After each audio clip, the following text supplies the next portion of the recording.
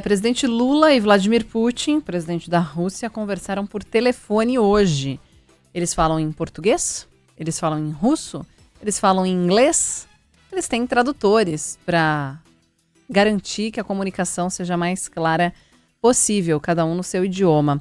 O Márcio Rocha está na linha conosco, tem informações sobre a agenda, inclusive o presidente que faria essa viagem presencialmente não pôde ir por causa do acidente doméstico que acabou sofrendo no fim de semana. Márcio, suas atualizações, boa tarde. Oi, pessoal, boa tarde para vocês, boa tarde a todo mundo que nos acompanha. Pois é, a gente está aqui no Palácio da Alvorada e chove aqui nesse momento, inclusive, na expectativa de que alguma autoridade que se encontrou com o presidente Luiz Inácio Lula da Silva fale aqui depois do encontro com ele, né? Já que por causa desse acidente que ele sofreu durante o final de semana, ele segue, né, dentro ali da residência oficial.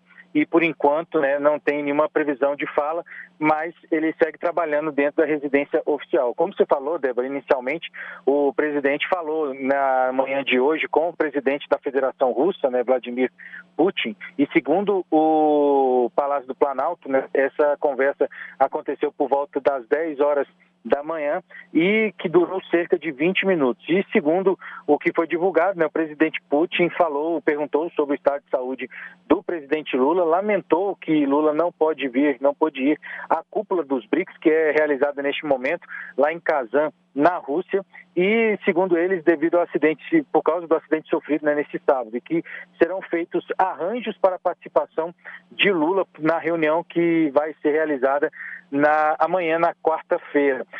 Segundo, que a gente tem que lembrar o seguinte, que Lula vai participar dessa reunião por videoconferência, e esses detalhes dessa presença virtual foi justamente discutida com o presidente da Rússia.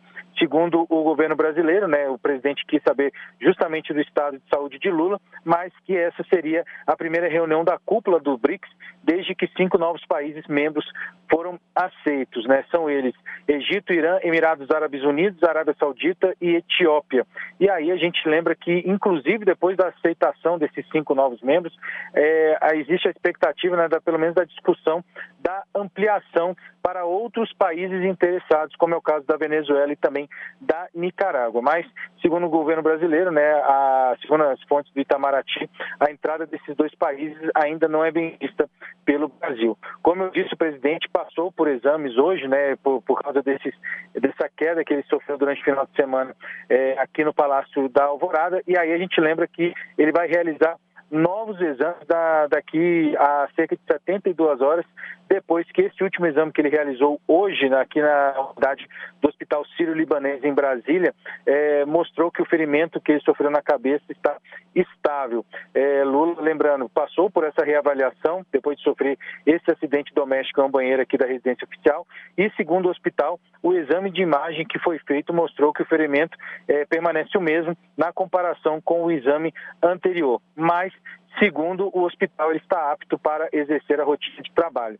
Depois desses exames que foram feitos ali por volta de meio-dia de hoje, Lula voltou para a residência oficial da Presidência da República e, como eu disse, segue com a agenda divulgada. Ele sofreu uma queda, né? Os médicos afirmaram que inicialmente serão necessários até 4 dias para saber corretamente a extensão das lesões provocadas pelo acidente. E só para a gente finalizar, o presidente já fez declarações, inclusive, dizendo que esse acidente foi grave e que desde então vem trabalhando no Palácio da Alvorada justamente por causa desse acidente onde ele bateu a nuca e a pancada acabou gerando uma pequena hemorragia no cérebro do presidente. Então, o presidente está liberado para participar de reuniões, mas os médicos recomendaram que ele não faça viagens longas nem atividades físicas, pelo menos durante uma semana. Então, a gente segue acompanhando aqui a agenda do presidente do Palácio da Alvorada. Qualquer novidade, chama vocês aí também.